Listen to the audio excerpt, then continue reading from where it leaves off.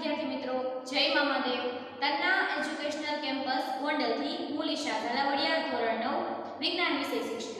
વિદ્યાર્થી મિત્રો, આપણે વિજ્ઞાન વિષયમાં પાઠ 2 આપણી આસપાસના દ્રવ્યો શુદ્ધ છે એના વિશે અભ્યાસ કરી રહ્યા છીએ.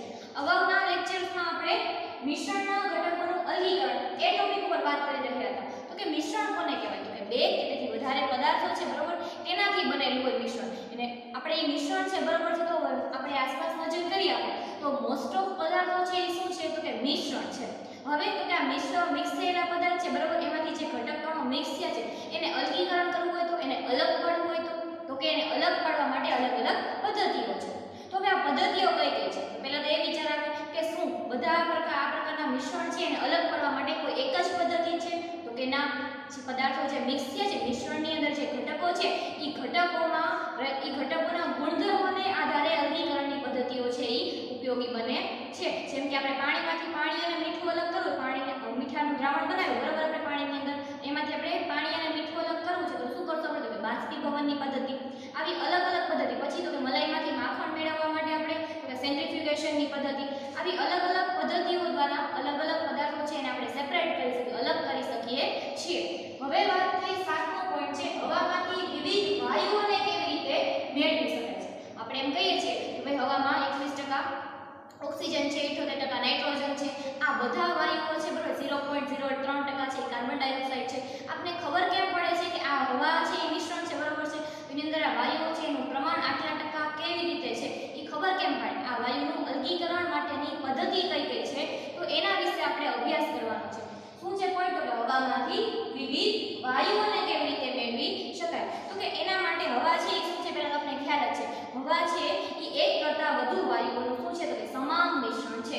હવા શું છે? તો કે એક અને એક કરતાં વધારે વાયુઓ છે એનું શું છે? સમાન મિશ્રણ. આવી તમને ખાલી જગ્યા પૂછે કે હવા ખાલી જગ્યા મિશ્રણ છે તો શું છે? તો હવા કેવું મિશ્રણ છે?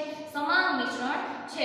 વિભાગીય નિસ્યંદન દ્વારા તેના ઘટકોમાં અલગીકરણ કરી શકાય છે.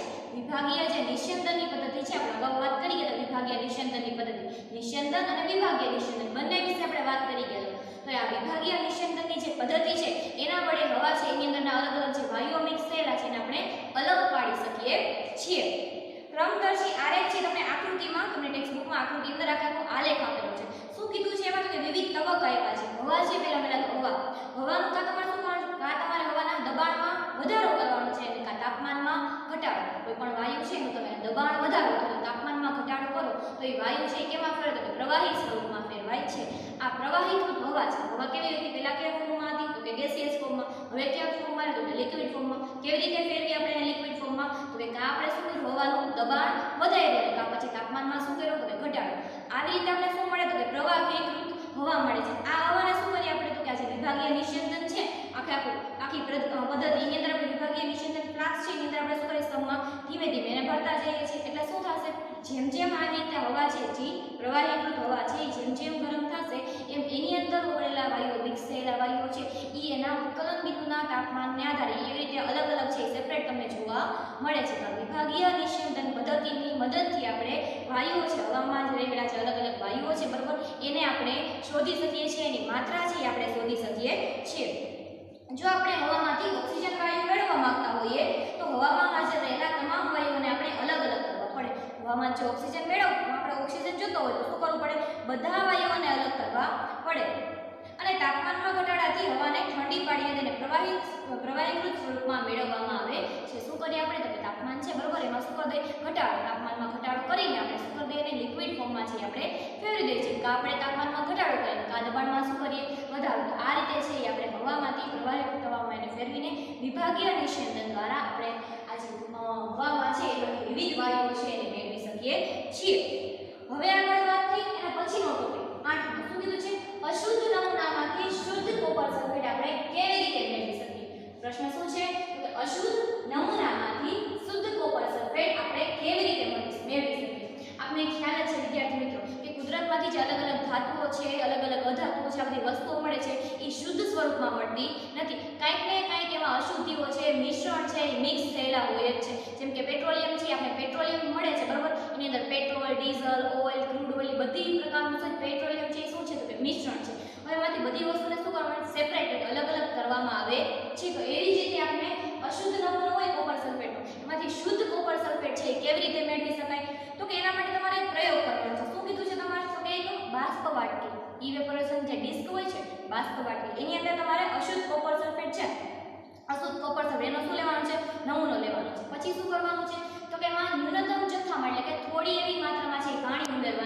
છે. પછી શું કરવાનું છે તો કે હજી તમે બે મિક્સ કરશો બરોબર એટલે અશુદ્ધ કોપર સલ્ફેટ છે એનો જે અશુદ્ધિઓ હશે એ ઉપર આવી જશે. તો પછી એને ગાળણ પ્રક્રિયાથી અશુદ્ધિઓ છે એને શું કરવાની છે તો કે દૂર કરવાની છે. હવે શું કરવાનું છે આપણે તો કે સંતૃપ્ત દ્રાવણ મેળવવા માટે કોપર સલ્ફેટના દ્રાવણમાંથી પાણીનું શું કરવાનું છે બાષ્પીભવન કરવાનું છે. હવે પાણીની અંદર જેટલું કોપર સલ્ફેટમાં રહેલું છે એને બાષ્પીભવનની પ્રક્રિયાથી એને અલગ પાડવાનું છે અને દ્રાવણને ગાળણ પત્ર વડે ઢાંકો અને તેને કોઈ પણ પ્રકારની ખલેલ પહોંચાડ્યા વગર ઓરડાના તાપમાને છે ઠંડુ કરવા માટે એક દિવસ રાખી દો. પહેલા તમે શું કર્યું અને એકદમ ગરમ કર્યું એટલે પાણી છે ઉડી ગયું. હવે પાણી એનું વધારે પડતું જે એક્સેસ વોટર છે બરોબર ઈ એમાંથી ઉડી ગયું. હવે શું હોય તો કે કોપર સલ્ફેટ શુદ્ધ કોપર સલ્ફેટ મેળવો. હવે આ દ્રાવણને શું કરો ઠંડુ પાડવા માટે એક દિવસ માટે ઓરડાના તાપમાને રાખી દેવાનું છે. એટલે બાષ્પ વાટકીમાં તળિયે છે કોપર સલ્ફેટના સ્ફટિક તમને જોવા મળશે. કઈ જગ્યાએ તો બાષ્પ વાટકીની તળિયે છે તમને કોપર સલ્ફેટના જે સ્ફટિક છે જોવા મળશે. આ પદ્ધતિને શું કહેવાય સ્ફટિકીકરણ કહેવાય. શું કહેવાય છે આ પદ્ધતિને સ્ફટિકીકરણ કહેવાય છે. તો કે આપણે આ સ્ફટિકીકરણની પદ્ધતિની મદદથી અશુદ્ધ નમૂનામાંથી શુદ્ધ કોપર સલ્ફેટ છે મેળવી શકીએ છીએ. આવો કે એમસીક્યુ પૂછે કે અશુદ્ધ નમૂનામાંથી શુદ્ધ કોપર સલ્ફેટ કેવી રીતે મેળવી શકાય તો કે સ્ફટિકીકરણની જે પદ્ધતિ છે એનામાંથી અશુદ્ધ કોપર સલ્ફેટમાંથી શુદ્ધ કોપર સલ્ફેટ છે મેળવી શકાય છે. હવે વાત થઈ આપણે કે આ પ્રક્રિયા છે બરાબર સ્ફટિકીકરણ એટલે બાષ્પીભવન જેવી જ આમ તો થઈ કે ન થઈ એમાંય આપણે પાણીનું બાષ્પીભવન કરીએ છીએ આમાંય કરીએ છીએ પણ એના કરતાં ચડિયાતી છે આ સ્ફટિકીકરણની પ્રક્રિયા છે બરાબર એ બાષ્પીભવનની પ્રક્રિયા કરતાં ચડિયાતી છે. મતલબ આમાં કંઈક પ્લસ પોઈન્ટ વધારે છે. તો કે એનું કારણ શું છે તો કે કેટલાક ઘન પદાર્થો વિઘટન પામે છે તો ખાંડ જેવા કેટલાક પદાર્થોને શુષ્કતા સુધી ગરમ કરતા તે બળીને કેવા થઈ જાય કાળા. માનો અમુક પદાર્થો છે વિઘટન પામતા હોય બરોબર અને ખાંડ છે હવે ખાંડને આ પદ્ધતિથી બાષ્પીભવનની પદ્ધતિ તમે મેળવવાની ટ્રાય કરો તો શું થશે તમે એને વધારે પડતી ગરમી આપશો એટલે ખાંડ શું થશે તો કે શુષ્ક બનવા માંડશે. એટલે ધીમે ધીમે એમાં જે વોટર છે પાણીનો ભાગ છે એ સૂકવવા માંડશે અને ખાંડ છે એ ધીમે ધીમે કેવી પડવા માંડશે કાળી થવા માંડશે. એટલે ખાંડના દ્રાવણમાંથી જો ખાંડને અલગ કરવી હોય તો બાષ્પીભવનની પ્રક્રિયા ચાલે નહીં. હા સ્ફટિકીકરણની પ્રક્રિયા ચાલે કારણ કે આ એનો શું છે એક પ્લસ પોઈન્ટ છે. બીજું છે ગાળણ પછી પણ કેટલીક અશુદ્ધિઓ દ્રાવણમાં દ્રાવ્ય થયેલી હોય છે જે બાષ્પીભવનથી ઘન પદાર્થોને શું કરે છે અશુદ્ધ કરે છે. હવે આપણે એકવાર ગાળી લીધું બરોબર છે પાણી પણ એમાંય અમુક છે અમુક અશુદ્ધિઓ છે ગાળણમાં એમાં ગળાતી નથી તો એ રહી ગઈ હોય છે તો આ પદ્ધતિથી છે આપણે અલગ કરી શકીએ છીએ. હવે ઉપયોગ કીધા છે ઉપયોગ શું કીધા છે એના તો કે આ એપ્લિકેશન શું છે આની તો કે દરિયાના પાણીમાંથી મળતા મીઠાનું શુદ્ધિકરણ આપણે દરિયાના પાણીમાંથી જે મીઠું મળે છે બરોબર એ મીઠાના શુદ્ધિકરણ માટે બાષ્પીભવન કરતા જે સ્ફટિકીકરણની પ્રક્રિયા છે એ વધારે ઉપયોગી બને છે.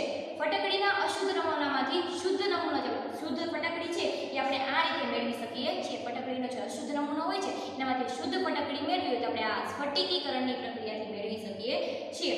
તો વિદ્યાર્થી મિત્રો આપણે આ રીતે અશુદ્ધ નમૂનામાંથી શુદ્ધ કોપર સલ્ફેટ છે કેવી રીતે મેળવવાની સ્ફટિકીકરણની પ્રક્રિયા વિશે અભ્યાસ કરી ગયા. હવે આના પછીનો ટોપિક છે ભૌતિક અને રાસાયણિક ફેરફાર. જો ભૌતિક અને રાસાયણિક ફેરફાર કોઈ પણ પદાર્થ છે બરોબર એ બે ગુણધર્મો ધરાવતો હોય. એક ભૌતિક એના ગુણધર્મો હોય બીજા કેવા હોય રાસાયણિક ગુણધર્મો હોય. તો આ ભૌતિક અને રાસાયણિક ફેરફારો શું છે એના વિશે આપણે અભ્યાસ કરવાનો છે. તો કે શુદ્ધ પદાર્થ અને મિશ્રણ વચ્ચેનો તફાવત સમજીએ તે પહેલા ચાલો આપણે ભૌતિક અને રાસાયણિક ફેરફાર વચ્ચેનો તફાવત સમજીએ. શુદ્ધ અને મિશ્રણ પદાર્થો વચ્ચેનો આપણે ડિફરન્સ છે એ સમજીને પહેલા આપણે ભૌતિક અને રાસાયણિક ફેરફાર બે વચ્ચે શું ડિફરન્સ રહેલો છે એ આપણે સમજવો છે. તો કે આપણે વાત કરીએ કે કોઈ પણ ધાતુ છે બરાબર કે કોઈ પણ પદાર્થ છે એની રંગ છે સખ્તાઈ છે કઠિનતા છે તરલતા ઘનતા ગલનબિંદુ ઉત્કલન બિંદુ આ બધા એના કેવા ગુણધર્મો છે ભૌતિક ગુણધર્મો છે. રંગ છે તેની સખ્તાઈ છે ઘનતા છે ગલનબિંદુ છે ઉત્કલન બિંદુ છે આ બધાય ગુણધર્મો એના કેવા છે તો કે ભૌતિક ગુણધર્મો છે. એની સામે રાસાયણિક ગુણધર્મો ક્યાં ક્યાં છે જો કે પદાર્થમાંથી એક અવસ્થામાંથી બીજી અવસ્થામાં રૂપાંતર થવું એને શું કહેવાય ભૌતિક ફેરફાર કહેવાય. ભૌતિક ફેરફારની સિમ્પલ વ્યાખ્યા પદાર્થનું એક સ્વરૂપમાંથી બીજા સ્વરૂપમાં રૂપાંતર થવું એને કેવું કહેવાય ભૌતિક ફેરફાર કહેવાય. જેમ કે ઘનમાંથી પ્રવાહીમાં ફેરફાર તો એને શું થશે ઘનમાંથી કોઈ પણ પદાર્થ છે ઘન પદાર્થની પ્રવાહી સ્વરૂપમાં ફેરવાશે એટલે કેવો ફેરફાર કહેવાશે કે ભૌતિક ફેરફાર કહેવાય છે. કારણ કે આવા ફેરફારોને કારણે પદાર્થની સંરચના અને રાસાયણિક સ્વભાવમાં કોઈ પણ પ્રકારનો બદલાવ થતો નથી. એનો રાસાયણિક સ્વભાવ છે એમાં કાંઈ ફેરફાર થતો નથી. એની સંરચના એનું બંધારણ છે એમાં ફેરફાર થતો નથી. ખાલી એની શું બદલે છે તો કે એની અવસ્થા છે એ ખાલી બદલે છે. ખાલી એની અવસ્થા બદલે છે પણ એનો જે સંરચના છે એનો જે રાસાયણિક સ્વભાવ છે બરોબર એમાં કોઈ પણ પ્રકારનો ફેરફાર થતો નથી. આ બધી કોની વાત થઈ તો કે ભૌતિક ફેરફારની. ભૌતિક ફેરફારમાં એનો ખાલી આકાર બદલે છે એની સંરચના કે એના ગુણધર્મો છે જે રાસાયણિક ગુણધર્મો એમાં એક પ્રકારનો ફેરફાર થતો નથી.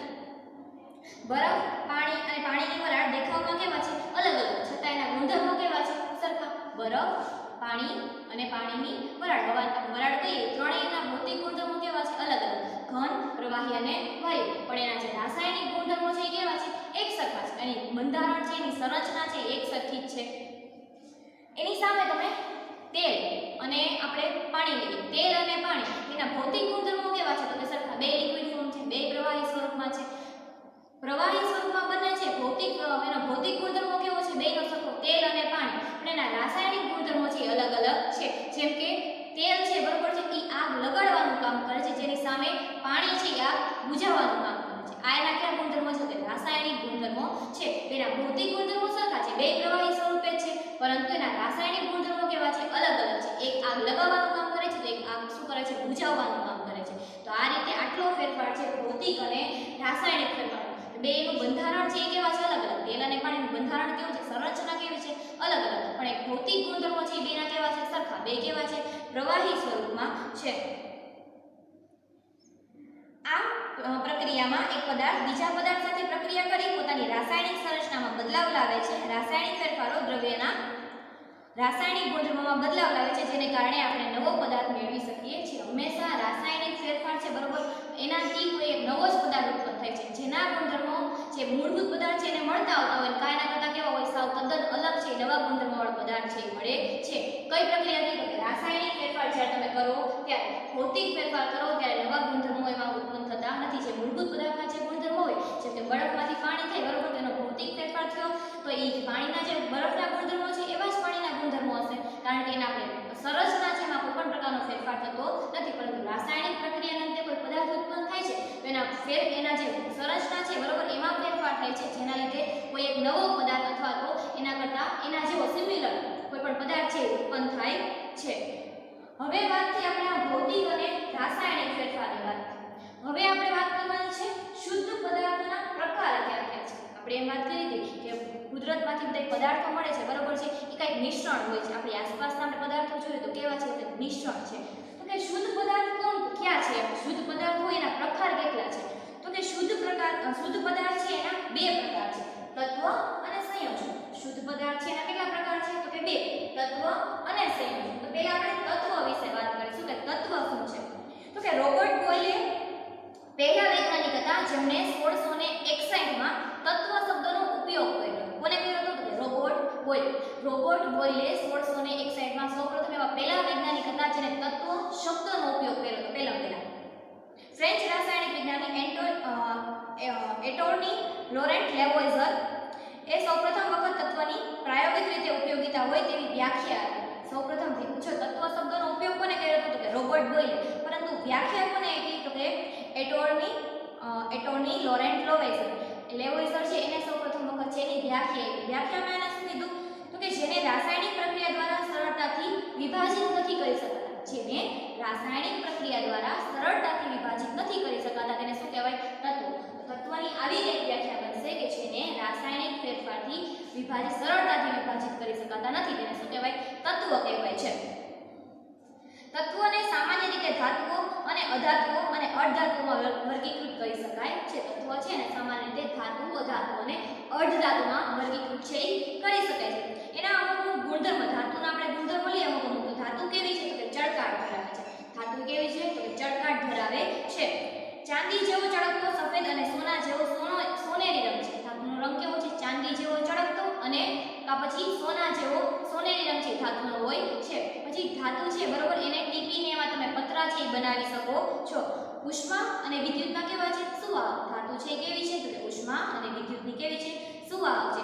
એ તણાવપણું ધરાવે છે. તણાવપણું ધરાવવાને લીધે શું થાય? તો તેને ખેંચીને તમે શું બનાવી શકો? તો પતરા બનાવી શકો છો.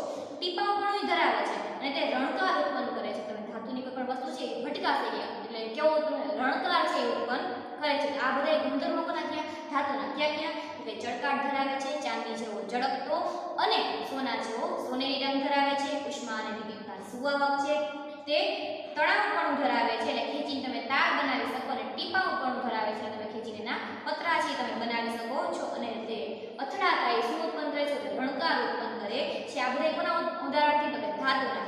હવે ધાતુના ઉદાહરણ લઈએ તો કે સોનું, ચાંદી, કોપર, લોખંડ, સોડિયમ પોટેશિયમ વગેરે શું છે બધી ધાતુ સોનું ચાંદી આ બધી શું છે તો કે ધાતુઓ છે એની સામે મર્ક્યુરી છે એ એકમાત્ર એક અપવાદ છે ધાતુઓ બધી મોસ્ટ ઓફ બધી ધાતુઓ છે એ ઘન સ્વરૂપે હોય છે પણ મર્ક્યુરી એટલે કે પારો એ એક અપવાદ છે એક ધાતુ છે છતાં કેવી છે પ્રવાહી સ્વરૂપે છે એ એક અપવાદ સ્વરૂપે આપણે એક્ઝામમાં એમસીક્યુમાં પૂછે કે ભાઈ કઈ ધાતુ છે એ પ્રવાહી સ્વરૂપે જોવા મળે છે તો મર્ક્યુરી અથવા તો પારો છે એ એક છે ધાતુ મોસ્ટ બધી કેવી હોય તો કે ઘન સ્વરૂપમાં હોય પણ આ છે ધાતુ પણ છે એ પ્રવાહી સ્વરૂપે છે એ તમને જોવા મળે છે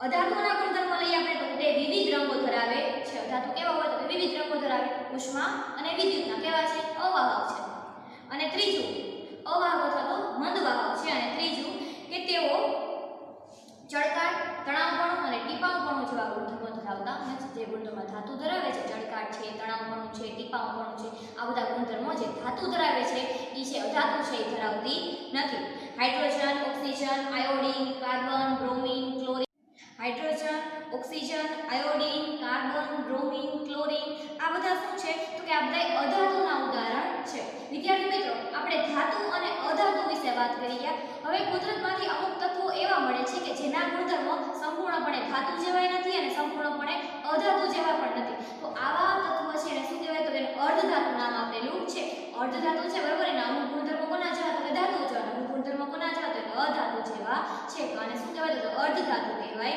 છે જેમ કે બોરોન છે સિલિકોન છે જર્મેનિયમ છે આ બધા શું છે તો કે અર્ધધાતુના ઉદાહરણ છે જેના અમુક ગુણધર્મો ધાતુ જેવા અને અમુક ગુણધર્મો અધાતુ જેવા વિદ્યાર્થી મિત્રો આપણે આ રીતે ધાતુ અધાતુ અને અર્ધધાતુ જે કુદરતમાંથી જે મળી આવે છે એના વિશે વાત કરી ગયા છે શુદ્ધ સ્વરૂપ છે તત્વનું એના વિશે વાત કરી હવે વાત કરવાની છે સંયોજન વિશે તો કે સંયોજન કોને કહેવાય તો કે સંયોજન છે એ બે કે તેથી વધુ તત્વોનું બનેલ પદાર્થ છે સંયોજન કેવું છે તો કે બે કે તેથી વધારે તત્વોથી બનેલ પદાર્થ છે કે જે રાસાયણિક રીતે એકબીજા સાથે ચોક્કસ પ્રમાણમાં જોડાયેલા છે જે રાસાયણિક રીતે એકબીજા સાથે ચોક્કસ પ્રમાણમાં જોડાયેલા છે જો એક રીતે વાત કરો તો સંયોજન છે એ કેવું છે તો બનેલું કે નથી તો કે બે કે તેથી વધારે જે તત્વ છે બરોબર એનાથી બનેલું છે પરંતુ બનેલું કેવી રીતે છે તો એકબીજા સાથે રાસાયણિક પ્રક્રિયાથી એકબીજા સાથે ચોક્કસ પ્રમાણમાં જોડાયેલા છે આમ તમને કન્ફ્યુઝન થાય તો મિશ્રણ છે ઈ અને સંયોજન બે સિમિલર કહેવાય કે ન કહેવાય તો કે ના બંને કહેવાય બંને મિશ્રણ બરોબર છે મિશ્રણ છે એમાં બે કરતી વધારે પદાર્થો છે મિક્સ થયા હોય છે અને સંયોજનમાં થયા હોય છે પરંતુ મિશ્રણમાં છે એ જે પદાર્થો મિક્સ થયા છે એનું પ્રમાણ છે એ ચોક્કસ હોતું નથી પરંતુ એની સામે જ્યારે સંયોજન છે એમાં જે ઘટક તત્વો મિક્સ થાય છે એનું પ્રમાણ કેવું હોય છે ચોક્કસ હોય છે જેમ કે એક ઉદાહરણ લઈ લઈએ બરોબર છે પાણી H2O પાણી છે બરોબર તો પાણી છે હાઇડ્રોજન અને ઓક્સિજનથી બનેલું છે બે હાઇડ્રોજનના અણુ હોય ઓક્સિજનના અણુ સાથે જોડાયેલો છે આ રીતે કેનું શું બને છે તો કે પાણી બને છે બરોબર તો પાણી છે શું છે તો કે સંયોજન છે મિશ્રણ છે નહીં કારણ શું એમાં પ્રમાણ કેવું છે નથી બે જ હાઇડ્રોજનના અણુ એક જ ઓક્સિજનથી જોડાયેલા હોય પ્રમાણ કેવું છે નિશ્ચિત છે રાસાયણિક રીતે એકબીજા સાથે જોડાયેલા છે એટલે શું કહેવાય સંયોજન હવે વાત કરીએ આપણે મિશ્રણની તો કે મિશ્રણ કોને કહેવાય તો કે માટી છે બરોબર એ મિશ્રણ છે કેવી રીતે તો કે માટીની અંદર જેટલા પદાર્થો મિક્સ થયા છે એનું કોઈ ચોક્કસ પ્રમાણ હોતું નથી મિક્સ થયા છે બરોબર નો ડાઉટ પદાર્થો મિક્સ થયા છે બે કરતી વધારે પરંતુ એનું પ્રમાણ ચોક્કસ હોતું નથી પ્રમાણ ચોક્કસ હોય બરોબર તેને સંયોજન કહેવાય પ્રમાણ છે એ ચોક્કસ ન હોય તેને શું કહેવાય કે મિશ્રણ કહેવાય છે તો આ રીતે આપણે વિદ્યાર્થી મિત્રો કુદરતના જે બે શુદ્ધ પદાર્થ છે બરોબર તત્વ અને સંયોજન એના વિશે વાત કરી ગયા અને અહીં આપણો જે આ બીજો પાઠ છે એ પૂર્ણ થાય છે વિદ્યાર્થી મિત્રો મને આશા છે કે તમે વ્યવસ્થિત રીતે આ પાઠનો અભ્યાસ કરેલો હશે અને બધા વિડીયો છે બહુ વ્યવસ્થિત રીતે તમે છે એ જોયા હશે અને પાઠનો અભ્યાસ સારી રીતે કરેલો હશે છતાં પણ જો તમને કોઈ બાબતે કંઈ પણ પ્રકારની ડિફિકલ્ટી થાય તમે મારો છે કોન્ટેક્ટ કરી શકો છો જય મહાદેવ થેન્ક યુ